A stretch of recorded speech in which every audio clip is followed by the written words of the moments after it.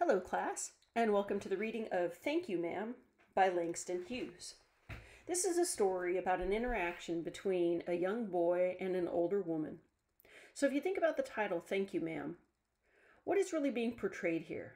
Is someone thanking someone genuinely? Does she give him something? And if so, what was it? Or is this sarcasm? Well, we'll have to wait and see.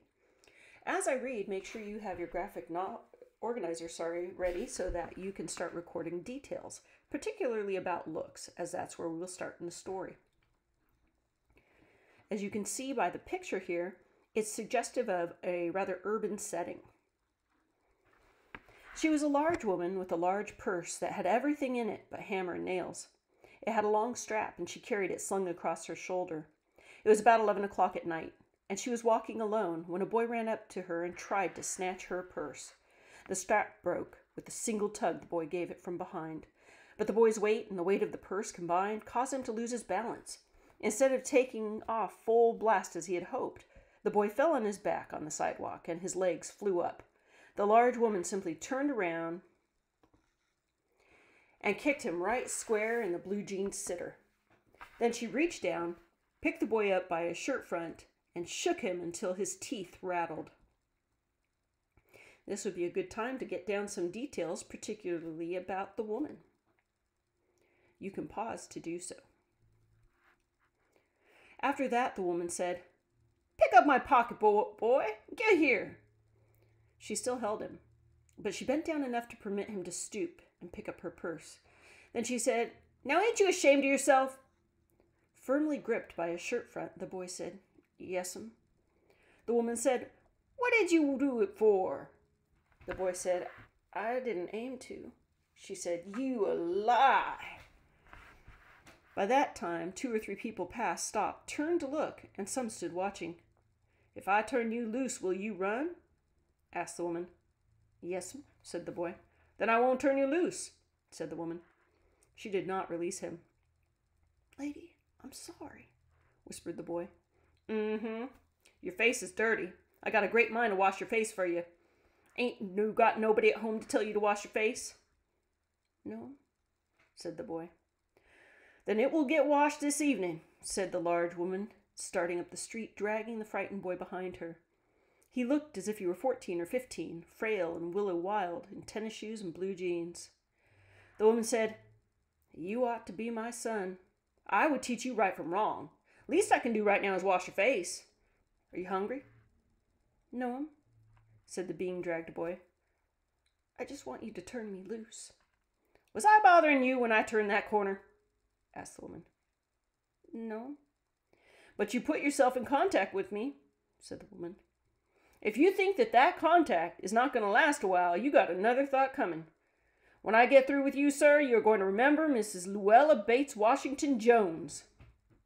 Let's stop for a second there for you to collect some details about perhaps the way the boy looked, actions that were taking place, as well as maybe a significant thing that one of the characters said.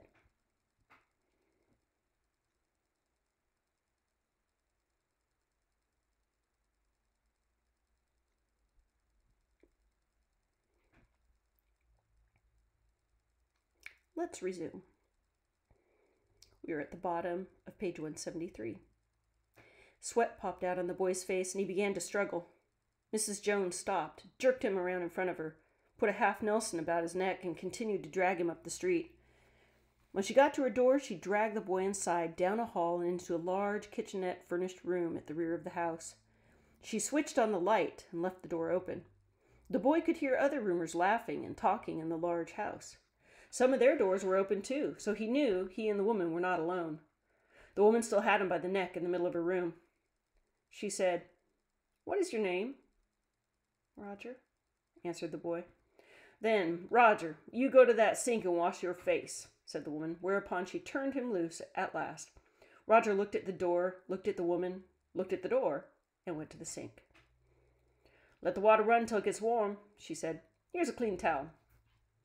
"You gonna take me to jail?" asked the boy, bending over the sink. "Not with that face. I would not take you nowhere," said the woman.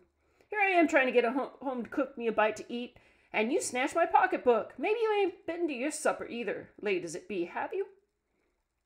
There's nobody home at my house, said the boy. Then we'll eat, said the woman. I believe you're hungry, or been hungry, to try to snatch my pocketbook. I wanted a pair of blue suede shoes, said the boy. Well, you didn't have to snatch my pocketbook to get some suede shoes, said Miss Luella Bates Washington Jones. You could have asked me. Ma'am?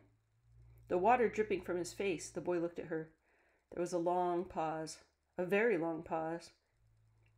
After he had dried his face, and not knowing what else to do, dried it again, the boy turned around, wondering what next. The door was open.